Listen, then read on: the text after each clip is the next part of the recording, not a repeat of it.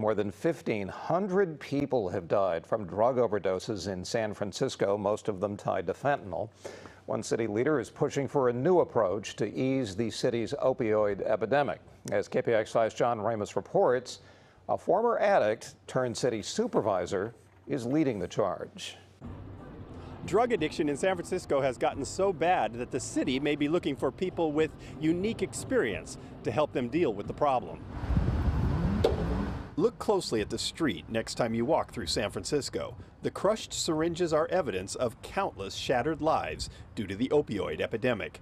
Matt Dorsey thinks it was the reason he was recently appointed to the Board of Supervisors. I identify as an addict and an alcoholic. I've spent most of my adult life in recovery. I've had some setbacks along the way.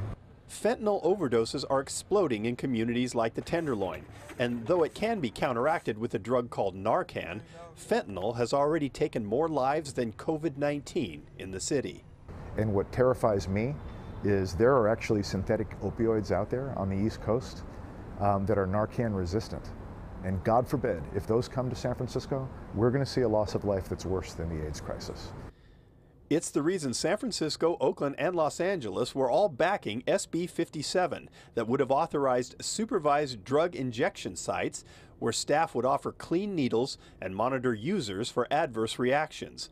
New York already has one, and they claim to have prevented 283 overdoses in just 5 months. But last week, Governor Newsom vetoed the bill, causing many to speculate that he did so as not to harm any future attempts at a run for the White House. There's such a heavy political downside to a bill like this. There isn't a big constituency, I think, that's in support of this or vehemently in support of it. And you can imagine how the opposition ads really write themselves. In his veto message, Newsom said an unlimited number of safe injection sites without proper oversight could, quote, induce a world of unintended consequences. I mean, I will take him at his word that he has an opinion on that and that it was the policy that shaped his decision to veto it. But you think he was mistaken? I think he was mistaken. I think when we're talking about a supervised consumption facility, it is by definition supervised.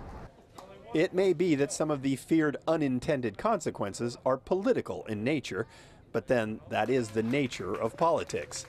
So Dorsey says he and others are not giving up on an idea they believe can save countless lives. In San Francisco, John Ramos, KPIX5. Supervisor Dorsey has requested an audit by all city departments to find out how much is spent each year dealing with untreated drug addiction.